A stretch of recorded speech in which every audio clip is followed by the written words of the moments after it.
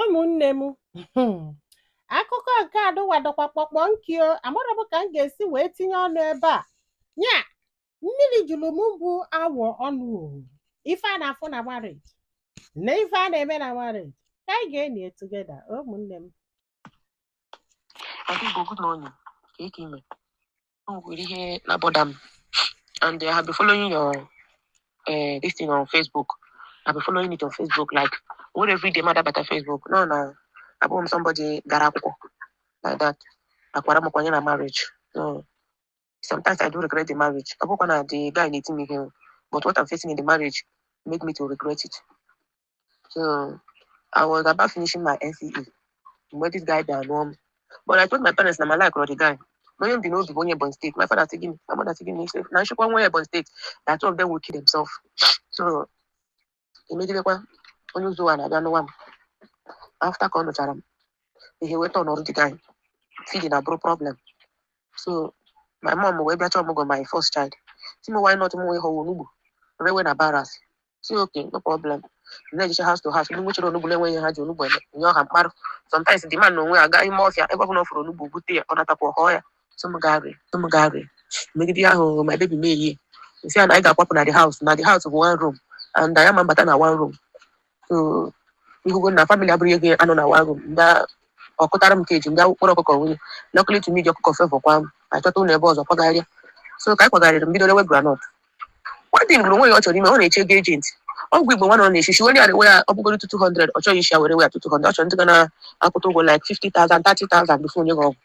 So when you are taking your hands, because I got to put a cutter. You will walk at your phone, your cutter, and you come back. Some young cutter actually did. The man will book take with the cutter. For some beginning, I am angry and other catchment. You say, I'm going to again. I'm going to go for my business. Now, ladies machine, I don't know me, cutter around. I bug the guy at his spot to put a packer, the depleted the machine. Was only about what I would wait for. So you're a miserable, upon a time, you're a okay, Brumaga, I got to the alcohol, or back on the room, I never the alcohol. Or my child about Wakada to support me. Or quit time on Jahoka. Okay, Jenny go to the mocha. Took a kuruma about Munyana let Joka. Sometimes you go to bush, or to nobody wish I never let Joka. So you know, I said I didn't want to shallow pumps. About Nickel Academy, you more shoemaker. That's I looked at pumps. Nanka brought no shoemaker, no, you looked at pumps. Or who I'm the studios, you will go my body to put them. I go to more to get what the man over. The man welcome fire or more a month and 2 weeks. Similar a priority. Of course, I do for over 3 years now. Could be the Java. At the time, I started complaining to my parents. I said, "But you say I'm getting me on masters me anything. Just not you and I." Say okay, but ego money with the add in the room. Ego money with the expenses I me is now like 3 double times.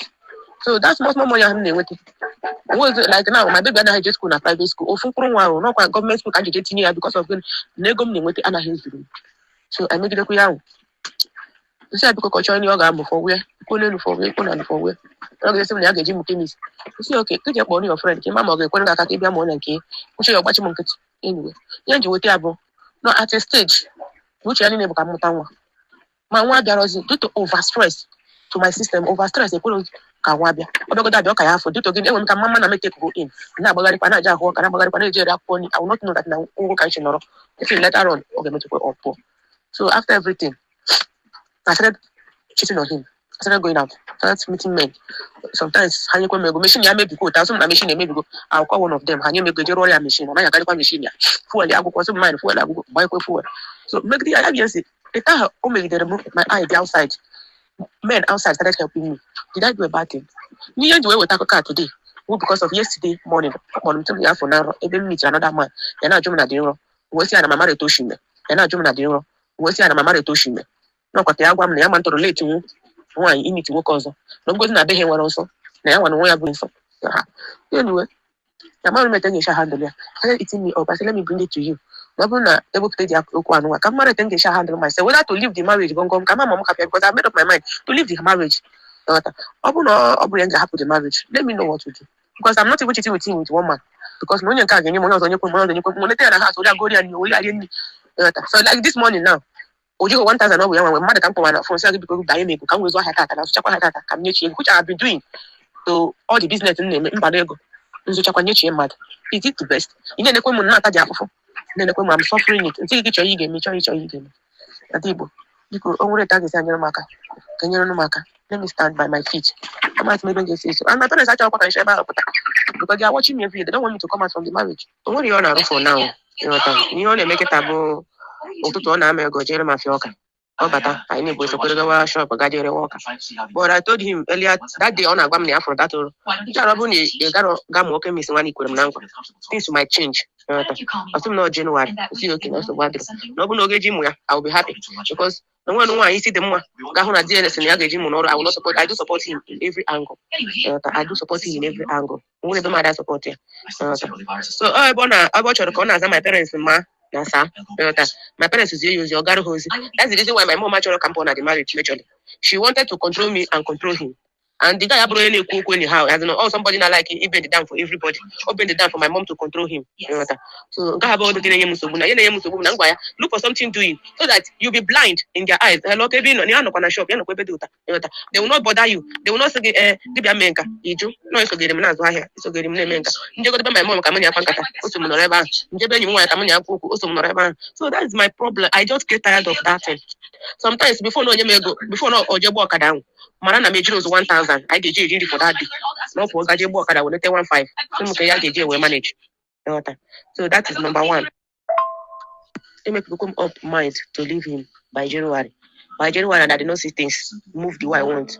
I'll leave the marriage, pop and play. Why I pop and play that now the woman is exhausted, the man do okay with the marriage. Because naturally, the mother, I will treat the mother. Do you understand? Me, I get you from village. I get treat everything. I will take care of her. I'll place her hair before she will go. See, your mother gonna treat them. I say, sometimes go to aqua.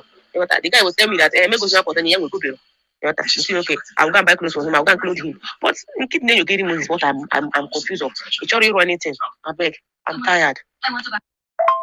The mother also got what I'm more. The mother later called me one day, saying that no I'm sure. In fact, we got check another man. Come on, give you not that we have a problem. The mother told me, so he was not telling me no go step no boron so na benya no mo no so na bank yawa see okay na so wadro has mo no level because of no ejiri hosi unu ejiri hosi na we get nje ya ga Lagos State no because of my mom kita ga ya with all pleasure or because of ozi ahụ na ejiri ha ka ha ji we na show mo no other place and this is exactly what my mother passed through in the hands of my father my mom na my father ga je ko ya da gbacha base ko my shinya no